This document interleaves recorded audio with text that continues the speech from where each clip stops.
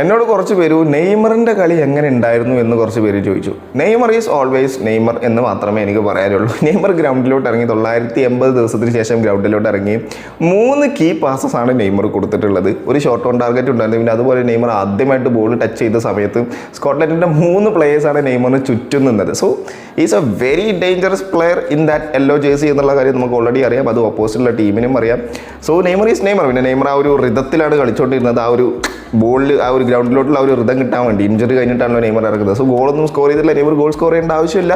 അദ്ദേഹം ആ ഒരു ഗ്രൗണ്ടിലോട്ട് ഇറങ്ങി എന്ന് പറയുന്നത് തന്നെ ബ്രസീലിയൻ ഓഡിയൻസിനെ സംബന്ധിച്ചിടത്തോളം അത് വലിയൊരു കാര്യമാണ്. വളരെ വലിയൊരു ഫീലായിരുന്നു. ആ ഒരു 980 ശേഷം 2023 ഉറുഗ്വേക്കെതിരെ ആ ഒരു നീ ഇഞ്ചുറി വന്നതിന് ശേഷം ഇതുവരെ കളിച്ചിട്ടില്ല. ഒരു പ്രാവശ്യം കണ്ടായിട്ട് ഡൊറിവാൾ ജൂനിയർ എടുത്തിരുന്നു. പക്ഷേ അൺഫോർച്ചുനേറ്റ്ലി അതും ഇഞ്ചുറി ആയിട്ട് കളിക്കാൻ പറ്റിയില്ല.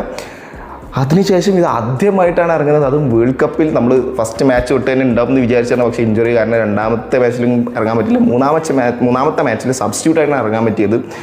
സോ അതൊന്നും വിഷയമല്ല. ഇനി എന്തായാലും നോക്കൗട്ടിലും കുറേ കാര്യങ്ങളുണ്ടല്ലോ, അതിലൊക്കെ ഗോൾ സ്കോർ ചെയ്യുന്നത് തന്നെയാണ് വിശ്വസിക്കുന്നത്. നെയ്മർ ഈസ് ഓൾവേസ് നെയ്മർ എന്ന് മാത്രമേ നെയ്മറിൻ്റെ പെർഫോമൻസിൽ എനിക്ക് പറയാനുള്ളൂ. സോ ഇത്രയൊക്കെയാണ് നെയ്മറിൻ്റെ സിറ്റുവേഷൻസോ കണ്ടൻസും കാര്യങ്ങളൊക്കെ ഇഷ്ടമാണെന്ന് ചാനൽ ജസ്റ്റ് ഒന്ന് ഫോളോ ചെയ്തോ. Thank you so much.